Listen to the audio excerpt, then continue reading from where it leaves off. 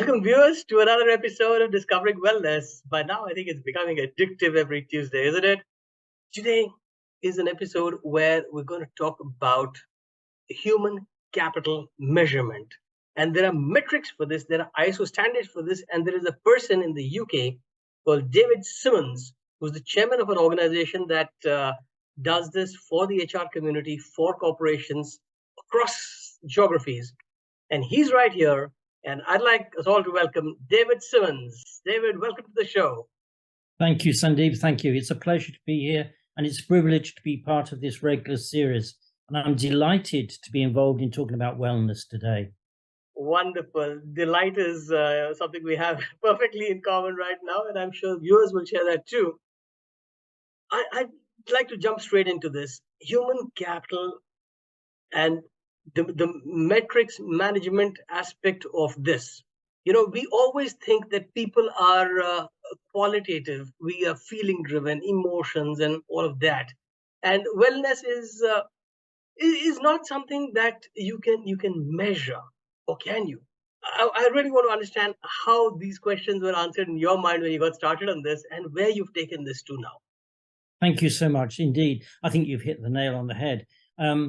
I've been in HR all my life, and most of my colleagues in HR, they're lovely, lovely people. But do you know what they say? Oh, I'm a people person. And what that means is they used to hate the maths teacher. I went on a workshop about 8 years ago. It was called HR Analytics. And I thought, that doesn't even make sense. How can you have HR and analytics in the same sentence? Now, you're right. We're qualitative people. We love doing surveys. How can you put numbers against it? Well, after that particular workshop, I said to myself, I've seen the future. And I formed the company called HR Analytics. We got the domain name. We were starting to get some traction. Mm-hmm. Because do you know what? Many people in our profession, we've been saying for years, I want a seat on the board. We want to make strategic decisions. But at that level, they speak a different language. Graphs and charts and numbers and spreadsheets. So we can go to any company with a framework, a ready-made framework with 60 metrics underpinning it. So we can measure wellness. 60. We can measure 60 metrics, which are constant across the board, objective analytics for any organization, any country. And this gives HR an ISO certification. Absolutely. For the standards that. Absolutely. Yeah. And I was talking to a walk us through some of these 60, sure. Some of them that would easily resonate with HR managers watching this. Sure. Well, there are 11 core areas. It takes everybody from talent acquisition to onboarding and workforce planning and diversity and health and safety and leadership, and everything is covered. Let me give you some examples. Now, when I was director of learning and development in an organization, my colleagues in recruitment would know exactly how much it cost and how long it took to recruit somebody. But in the standard, we can measure time to hire, cost of hire, but we can also measure quality of hire. So it's not just getting them in, it's keeping them in. And that was my job as head of L&D, because many people who leave the organization during the first 6 months, it's not the fault of the employee. It's usually because the line manager has oversold the case, or recruitment people have not found the right fit for the person in the right team. So we can measure quality of hire. I'll give you another example. Leadership. Under the standard, there are 3 metrics in leadership. One is span of control, very easy. Another one is leadership development. So who's been on which programs, how much did it cost, did they implement it, was it worth it? Very easy. But the third one is called leadership trust. And we can measure that. There is something called the Leadership Trust Index. And many people leave organizations at the exit interview. They say, oh, I'm going for pay, promotion, prospects. It's not a bit of it. They mean, I can't stand that toxic manager anymore. And we can measure that. And increasingly what we're finding is that people are moving away from using exit interviews to staying interview. And this is very much pertinent to the wellness proposition. Very positive. Yeah.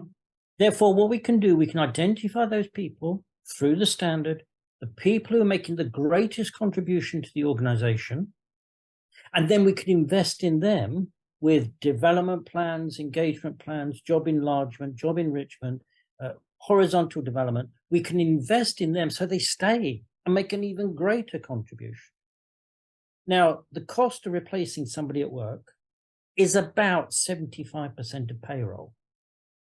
That's extremely expensive. Yeah. Why not invest in the people you've got? The area of wellness, there's some areas of the standard, like organizational culture, employee engagement, which are very pertinent to this area. And there's a separate standard, which I'm certificated in, which we're using with organizations, called mental health at work. And at the moment, mental health at work is high on people's agenda because of COVID-19 pandemic. Huge amounts of stress and burnout, particularly in the HR profession. And so what we can do, we can prevent a lot of that before it happens through policies, practices, and procedures. So you are also working in that, the mental health standard. I think that's 45,003, is that right? Exactly. Fantastic. I really loved what you said a few minutes ago about all the HR people wanting a seat on the board, and this measurement being the tool to capacitate them for that. It's absolutely relevant. And I want to know, you must be rolling the standard out at various organizations. You're interacting with a lot of companies in that sense. What do you feel post-COVID now? What's been working in the wellness space? What have organizations started doing that are giving tangible results? There's only 6 organizations that have been certified so far. It's a very new standard. But from Japan, there's a management consultancy and a subsidiary of Toyota have got it. In India, there's the Bank of India have been certified at Bank of India. In Germany, organizations like Deutsche Bank and Allianz, which is a large insurer.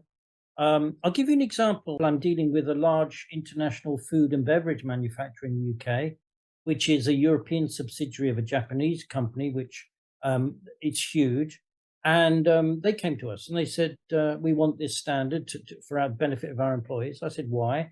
They said, well, in food and beverage manufacturing, everything has to be just so technical and specified and up to the standards.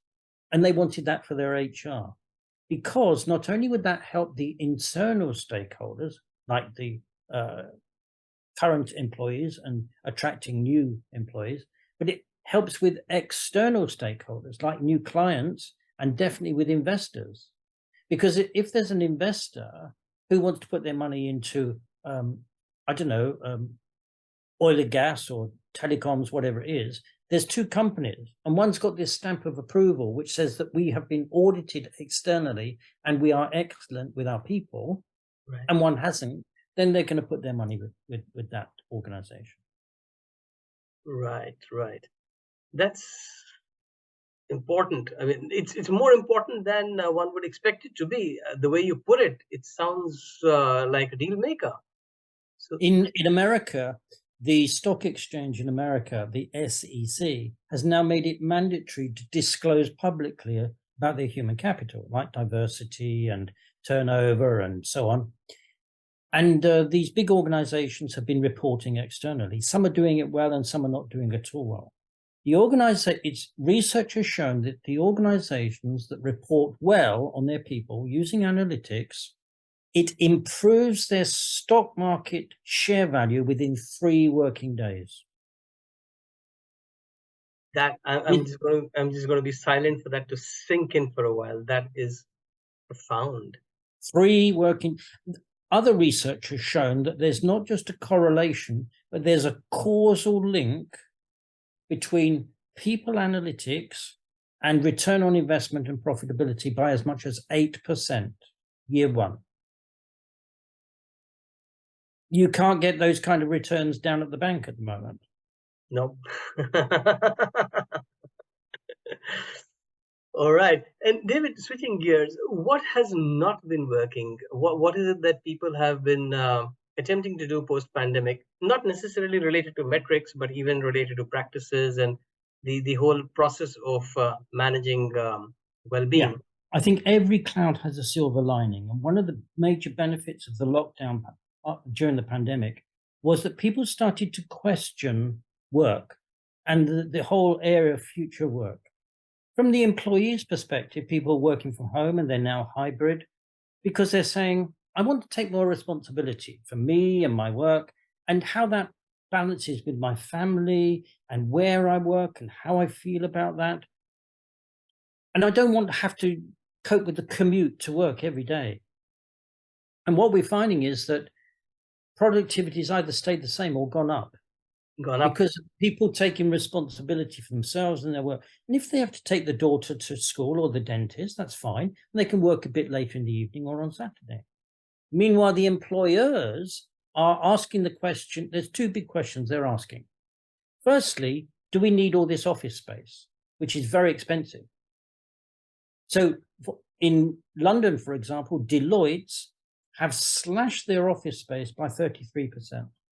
Great example. They're now repurposing that office into not just cubicles, which is like a factory, but they're saying we need this space for onboarding. We need this space to meet clients. We need this space for social activity because there is a social aspect to work.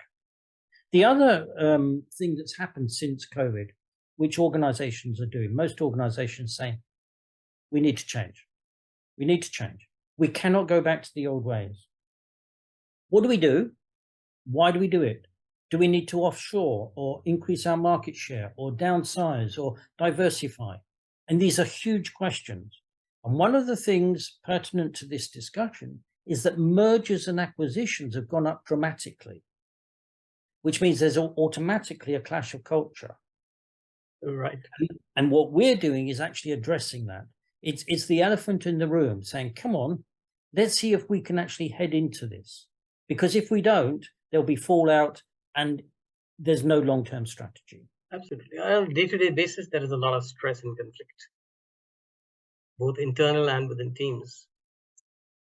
Fabulous. So what is it that you would like to see happening with all of this in this decade? Or let's narrow it down to the next year or a couple of years. Yes. What would I like to see? My desire, my passion is not for the analytics or the standards or the metrics or it's actually to shift HR in order to make the workplace somewhere which people look forward to going to work. My passion, my desire, my destiny is to enable other people to fulfill their potential. And the reason I can do that is so that it's not just a nice thing, but you have to have it. I want to shift HR away from the transactional, passive, backward-looking reporting function to get it into the boardroom where it's leading organization strategic change and transformation. So that in the future, people look forward to going to work and therefore they're engaged. And again, research has shown that this came out of a Gallup survey, which I read just this week, engaged employees who are using every aspect of their body, soul, mind, and spirit in the workplace will achieve 3 times productivity as their colleagues. Fabulous. That is so hard-hitting. And David, on that note, I'm going to say thank you so much for these great nuggets that you've shared with us today. Some fantastic examples here. And viewers, keep watching Discovering Wellness. There are a lot of episodes in our library. Follow us for all the wisdom, all what we call the learnings of corporate wellness from wellness seekers. So till next Tuesday, stay in there. Be good.